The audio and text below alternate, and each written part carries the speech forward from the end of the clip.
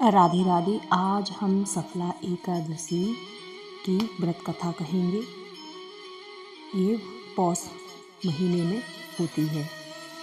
युधिष्ठिर ने पूछा, स्वामिन, पौष मास के कृष्ण पक्ष में जो एकादशी होती है उसका नाम क्या है, विधि और किस देवता की पूजा होती है, यह बताइए।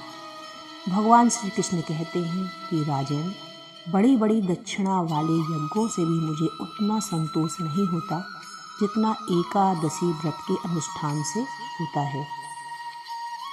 पौष मास के कृष्ण पक्ष में सफला नाम की एकादशी होती है। उस दिन विधि पूर्वक भगवान नारायण विष्णु जी की पूजा करनी चाहिए। जैसे नागों में शेषनाग, पक्षियों में गरुड़ तथा देवताओं में श्री विष्णु श्रेष्ठ हैं, उसी प्रकार संपूर्ण व्रतों में एकादशी तिथि श्रेष्ठ है। राजन, सफला एकादशी का नाम मंत्रों का उच्चारण करके नारियल का फल, सुपारी, बिजौरा तथा जमीरा, नींबू, अनार, सुंदर आंवला, लौंग, बेर तथा विशेषतः आम के फलों और धूप दीप से श्री हरि का पूजन करें। सफला एकादशी को विशेष रूप से दीप दान करने का विधान है। रात को वैष्णव पुरुषों के साथ जागरण करना चाहिए। अगर रात्रि जागरण करते हैं तो जो हजारों वर्ष की तपस्या करने से जो फल नहीं मिलता वह उस दिन मिल जाता है। भक्तश्रेष्ठ, अब सफला एकादशी की शुभ कारिणी कथा सुनो।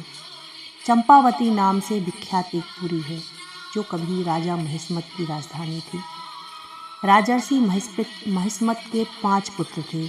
उनमें जो श्रेष्ठ था वह सदा पाप कर्म में ही लगा रहता था, पर स्त्रीगामी और बेशक्त था। उसने पिता के धन को पाप कर्म में खर्च कर दिया और वह सदा दुराचारों में रहता था और देवताओं की निंदा किया करता था।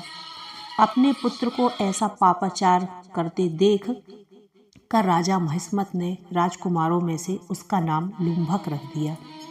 फिर पिता और भाइयों ने मिलकर उसे राज्य से बाहर निकाल दिया। लुम्भक गहन वन में चला गया। वहीं रुककर उसने प्रायः समूचे नगर का धन लूट लिया। पापी कहीं भी आता है वह पाप करने का रास्ता ढूंढ ही लेता है। एक दिन जब वह रात में चोरी करने के लिए नगर में आया तो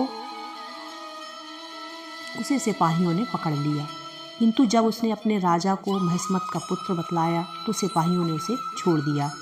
फिर वह वन में लौट आया और मांस तथा वृक्षों के फल खाकर जीवन निर्वाह करने लगा। उस दुष्ट का विश्राम स्थल पीपल वृक्ष बहुत पुराना था। उस वन में वह एक वृक्ष एक महान देवता माना जाता था। वह वहीं पर निवास करने लगा। एक दिन किसी संचित पुण्य के प्रभाव से उसके द्वारा एकादशी के व्रत का पालन हो गया। पौष मास में कृष्ण पक्ष की दशमी के दिन पापिष्टी लुम्भक ने वृक्षों के फल खाए और वस्त्रहीन होने के कारण रात भर जाड़े का कष्ट भोगा। उस समय ना तो उसे नींद आई और ना आराम ही मिला। वह निष्प्राण सा हो रहा था। सूर्योदय होने पर उसको होश नहीं आया। सफला एकादशी के दिन वह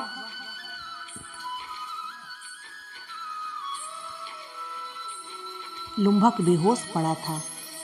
दोपहर होने पर उसे चेतना प्राप्त हुई। फिर इधर उधर दृष्टि डालकर वह आसन से उठा और लंगड़े की भांति लड़खड़ाता हुआ वन के भीतर गया। वह भूख से दुर्बल और पीड़ित हो रहा था। राजन, लुम्भक बहुत से फल लेकर जब विश्राम स्थल पर लौटा तब तक सूर्योदय अस्त हो गए। तब उसने उस पीपल वृक्ष की जड़ से बहुत से फल निवेदन करते हुए कहा, इन फलों से लक्ष्मीपति विष्णु संतुष्ट हों। यों कहकर लुम्भक ने रात भर नींद नहीं ली। इस प्रकार अनायास ही उसने इस व्रत का पालन कर लिया। उस समय सहसा आकाशवाणी हुई, राजकुमार, तुम सफला एकादशी के प्रसाद से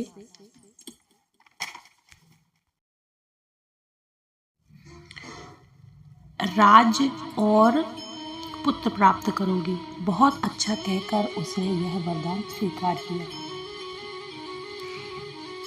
इसके बाद उसका रूप दिव्य हो गया। तब उसकी उत्तम बुद्धि भगवान विष्णु के भजन में लग गई। दिव्य आभूषणों से सुशोभित होकर उसने निष्कंटक राज्य प्राप्त किया। 15 वर्षों तक वह उसका संचालन करता रहा। उसको मनोज्ञ नामक पुत्र उत्पन्न हुआ। जब वह बड़ा हुआ तब लुम्बक ने तुरंत ही राज्य की ममता छोड़कर उसे पुत्र को सौंप दिया और स्वयं भगवान श्री कृष्ण के समीप चला गया।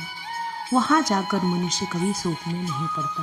राजन, जो सफला एकादशी का उत्तम व्रत करता है वह इस लोक में सुख भोग कर मरने के पश्चात मोक्ष को प्राप्त होता है। संसार में वे मनुष्य धन्य है जो सफला एकादशी के व्रत में लगे रहते हैं।